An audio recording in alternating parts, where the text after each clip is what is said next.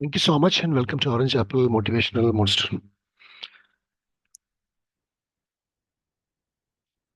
ആളുകളുടെ മനസ്സിന് ശക്തി പകരുന്ന പ്രവൃത്തിയെക്കുറിച്ച് നമ്മൾ സംസാരിച്ചു. മനസ്സിന് ശക്തി തകർത്ത് കളയുന്ന ആളുകളെ കുറിച്ചാണ് നമ്മൾ ഇന്നലെ സംസാരിച്ചത്. നമ്മൾ മനസ്സിന് ആളുകൾക്ക് ശക്തി പകർന്നു കൊടുത്തിട്ടില്ലെങ്കിൽ അത് കുഴപ്പമാണോ, അത് പ്രശ്നമുണ്ടോ, അതൊരു ഉത്തരവാദിത്വമാണോ, അത്ര വലിയ ചലഞ്ച് ഉണ്ടോ? അത് നമ്മൾ ആലോചിക്കണം ശരിക്കും.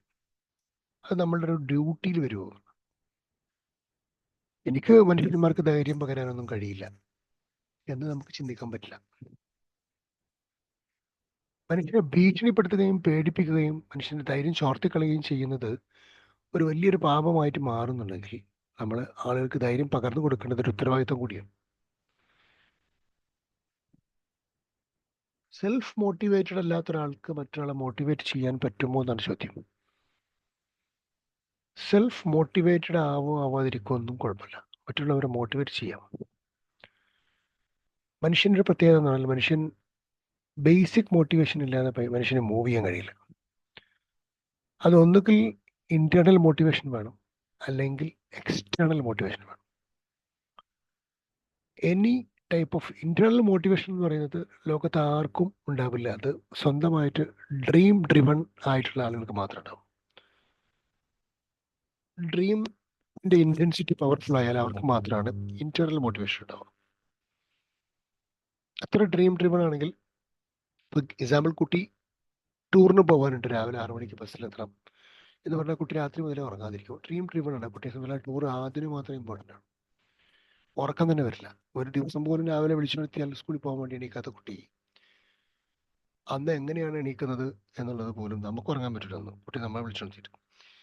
പക്ഷേ അത് ഡ്രീം ഡ്രീവൺ ആണ്. ഡ്രീം ഡ്രീവൺ ഉണ്ടാകുന്നത് ഇന്റേണൽ മോട്ടിവേഷൻസ്. ചെറിയ എക്സാമ്പിൾ കൂടുതൽ, വലിയ എക്സാമ്പിളുകളൊക്കെ കാണുമ്പോൾ വലിയ ബിസിനസ്സുകാരും വലിയ മിഷനറീസ് ആയിട്ടുള്ള ആളുകൾക്കൊന്നും ഉറക്കം വരില്ല. അവർ രാജ്യം ഭരിക്കുന്നവരോ വലിയ ഡ്രീംസുള്ള ആളുകൾക്ക് അവർക്കൊന്നും ഉറക്കം 3, 2, 4 മണിക്കൂറൊക്കെയാണ് മാക്സിമം ഉറങ്ങാൻ പറ്റുള്ളൂ, ക്ഷീണം മാറാൻ. അതിനപ്പുറത്തേക്ക് അവർക്ക് ഉറങ്ങാനും കഴിയില്ല. അവർക്ക് ഉറങ്ങാനും അവർ ഡ്രീം ഡ്രീമൺ ആയിരിക്കും. അവർക്ക് ഇന്ന കാര്യങ്ങൾ ചെയ്യണം, ഇന്ന കാര്യങ്ങൾ അച്ചീവ് ചെയ്യണം, ഇന്ന കാര്യങ്ങൾ ജനങ്ങൾക്ക് തുറന്നു കൊടുക്കണം, ചില കാര്യങ്ങൾ.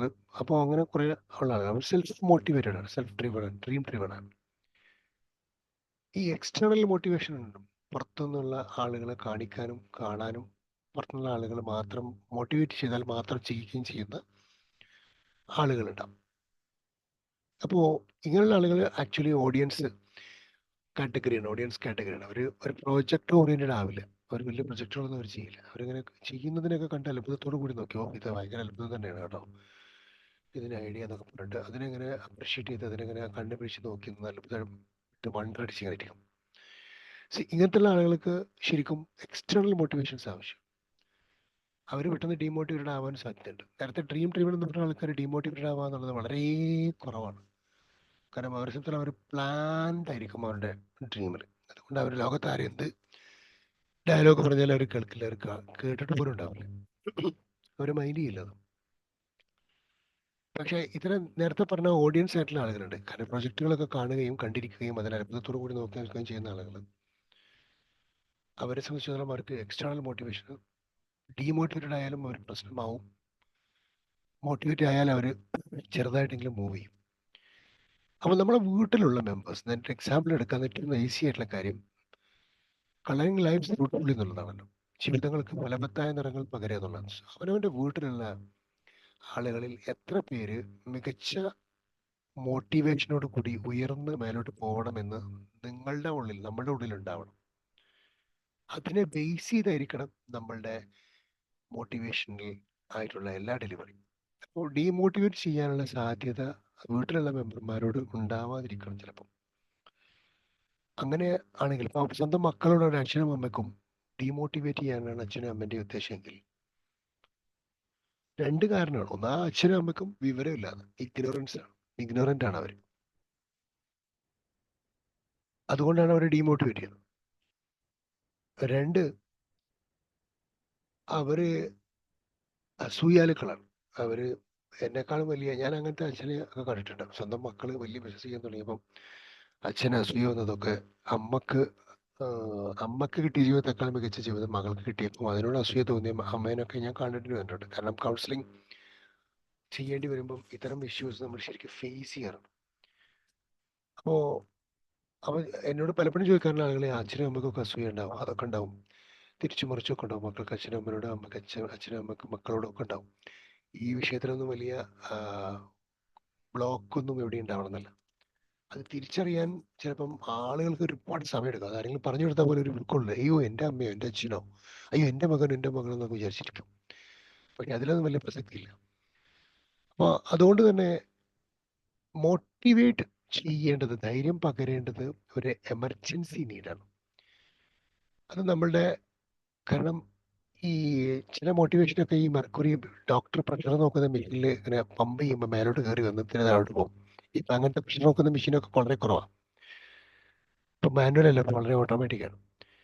എന്നാലും ഇപ്പോഴും ഉപയോഗിക്കുന്ന സ്ഥലങ്ങളൊക്കെ ഉണ്ട്. ഇപ്പോൾ ദുബായ് പോലുള്ള സ്ഥലങ്ങളിൽ ഇപ്പോഴും അതൊക്കെ ഉപയോഗിക്കാറുള്ള ഡോക്ടേഴ്സ് തന്നെ ഉണ്ട്. ഞാൻ പറയുന്നത്, ഈ മെർക്കുറി മേലോട്ട് കയറി അതുപോലെ തന്നെ ഈ ബാക്ക് സപ്പോർട്ട് വിട്ടാൽ, കയ്യിൽ നിന്ന് വിട്ട് കഴിഞ്ഞാൽ ഉടനെ താഴോട്ട് പോകുന്നതാണ്. എന്നതുപോലെ ആയിരിക്കും മോട്ടിവേഷൻ ഉണ്ടാവും. അപ്പം ഈ വളരെ ചെറിയ മോട്ടിവേഷൻ അല്ല നമുക്ക് ആവശ്യം. നമുക്കൊരു സീരിയസ് ആയിട്ടുള്ള ഓറിയന്റഡ് മോട്ടിവേഷൻ നമുക്ക് ആവശ്യം. അപ്പോൾ ഇവിടെ റെസ്പോൺസിബിലിറ്റി ആണ് കുടുംബത്തിലെ ഉത്തരവാദിത്തപ്പെട്ട ഓരോരുത്തരുടെയും റെസ്പോൺസിബിലിറ്റിയാണ്, ഉത്തരവാദിത്തമാണ് ആക്ച്വലി ആളുകൾക്ക് ധൈര്യം ഉണ്ടാക്കി കൊടുക്കുന്നത്, പേടിപ്പിക്കാതിരിക്കുന്നത്, മോട്ടിവേറ്റ് ചെയ്യേണ്ടത്. അപ്പോൾ ഈ ഒരു റെസ്പോൺസിബിലിറ്റി നമ്മൾ ഏറ്റെടുത്ത് ചെയ്യുന്നുണ്ടെങ്കിൽ ഇതൊരു വലിയ പുണ്യകർമ്മം കൂടിയാണ്. അപ്പോൾ ആളുകളെ താഴോട്ട് വലിച്ചിടുന്നത് എന്തുമാത്രം ഒരാളെ മോശമാക്കാൻ ശ്രമിക്കുക, അയാളെ മാനസികമായിട്ട് തകർക്കുക, അയാളെ താഴോട്ട് വലിച്ചിടുക, ഇതൊക്കെ വലിയ പാപങ്ങളായിട്ട് മാറുന്നുണ്ടെങ്കിൽ ഇത്തരം കാര്യങ്ങളൊക്കെ വലിയ വലിയ പുണ്യകർമ്മങ്ങളായിരിക്കും. അപ്പോൾ ഇത് ചെയ്യാൻ ഇപ്പോഴും അറിയാത്ത നല്ല ശതമാനം രക്ഷിതാക്കളും വീട്ടിലുള്ള ആളുകളും ഇപ്പോഴും ഉണ്ട്. ഇന്നലെ നമ്മൾ പറഞ്ഞ പോലെ നിന്നെക്കൊണ്ട് അതിന് കഴിയില്ല എന്ന് പറയുന്നിടത്തേക്ക് ആ വാക്കുകളിലൊക്കെ ഒതുങ്ങി നിൽക്കുന്ന ഒരു ദുരന്തമായിട്ടുള്ള വ്യക്തികൾ ഇപ്പോഴും ധാരാളമായിട്ട് ജീവിക്കുന്നു എന്നുള്ളതാണ്. ഇനി ഇത് കേൾക്കുന്ന ഈ ഓഡിറ്റോറിയത്തിലുള്ളവരോ അല്ലെങ്കിൽ ഇത് യൂട്യൂബിൽ കേൾക്കുകയോ ചെയ്യുന്ന ആളുകൾക്ക് സ്വന്തമുള്ള ഒരു അനാലിസിസ് ചെയ്യാൻ സാധിച്ച് അതിൽ നിന്ന് റിക്കവർ ചെയ്യാൻ നമുക്ക് സാധിച്ചാൽ അതൊരു വലിയ ചലഞ്ചിങ് ആയിരിക്കും, അഡ്വാൻറ്റേജ് ഓറിയൻറ്റഡ് ആയിരിക്കും. അങ്ങനെ ഇത് ചെയ്യാൻ പറ്റുന്നത്, തിരിച്ചു വരാൻ പറ്റുന്നത്, റിക്കവർ ചെയ്യാൻ പറ്റുന്നത് എളുപ്പമാണ്. ആളുകളെ മോട്ടിവേറ്റ് ചെയ്യുന്നത് എളുപ്പമാണ്. നമ്മളെ മോട്ടിവേറ്റഡ് അല്ലെങ്കിൽ പോലും ആളുകളെ മോട്ടിവേറ്റ് ചെയ്യാൻ പറ്റുന്ന ചില ആളുകളെ നമ്മൾ കണ്ടിട്ടുണ്ട്. വളരെ വലിയ ഉപദേശികളായിരിക്കും, ആളുകളെ ഉപദേശിച്ചുകൊണ്ടേയിരിക്കും, അവരുടെ കാര്യത്തിൽ യാതൊരു സ്കോപ്പും ഉണ്ടാവില്ല. അങ്ങനെ ചെയ്യുന്ന എത്രയോ ആളുകൾ നമ്മുടെ ചുറ്റുപാടുകളിലുണ്ട്. അപ്പോൾ ആളുകൾക്ക് അഡ്വൈസ് ചെയ്യാൻ ഈസിയാണ്. ഞാൻ പറയും, ഇങ്ങനെയുള്ള ആളുകളെ അഡ്വൈസ് കേൾക്കണോ കേൾക്കട്ടെ, നിങ്ങൾക്ക് ആകെ ആവശ്യം അഡ്വൈസ് അല്ലേ, അഡ്വൈസ് എടുത്താൽ മതി, വേറെ ആളെ നോക്കേണ്ട ആവശ്യമില്ല. കാരണം എന്താണ്, എപ്പോഴും നമുക്ക് പോയിന്റാണ് ഇമ്പോർട്ടൻറ്റ്, അല്ലാതെ അതിൻ്റെ സോഴ്സ് ഏത് ഏത് സമയത്തും ഇമ്പോർട്ടൻ്റ് അല്ല. മികച്ച ഒരു പോളിസി, നിങ്ങളുടെ പോളിസി ഓറിയൻറ്റഡ് ആയിട്ടുള്ള ഒരു അഡ്വൈസ് നിങ്ങൾക്ക് കിട്ടുമ്പം അത് ഒബ്വിയസ്ലി സ്വന്തം ഫിലോസഫിയും സ്വന്തം പോളിസിയുമായിട്ട് അത് അലൈൻഡ് ആണെങ്കിൽ, അത് കൊണ്ടു തന്ന ഒരാൾ, അല്ലെങ്കിൽ ആ പുസ്തകം കിട്ടിയത് ഒരു മീൻ വണ്ടിയിൽ നിന്നാണ്, ആ പുസ്തകത്തിന് മീനിൻ്റെ മണമുണ്ടെങ്കിലും അഴുക്കിൻ്റെ മണമുണ്ടെങ്കിലും ആ പോയിന്റ് മർമ്മമുള്ളതാണെങ്കിൽ യു ക്യാൻ ആക്സെപ്റ്റ് ദാറ്റ്. അല്ലാതെ അത് അവിടുന്ന് കിട്ടിയത് കൊണ്ട് എനിക്ക് പറ്റില്ല എന്നൊക്കെ പറഞ്ഞ് ധാർഷ്ട്യവും ധിക്കാരവും ഒക്കെ കാണിച്ചുകൊണ്ടിരുന്നാൽ ആ നൃത്തം നിൽക്കലേ ഉണ്ടാവുള്ളൂ. ഏതായാലും ജീവിതം മികച്ചതാക്കാൻ നമുക്ക് സാധിച്ചേ പറ്റൂ. അതിനാവട്ടെ ഇന്നത്തെ പ്രഭാതം. Thank you so much. Have A great day and God bless. Love you all. Thank you.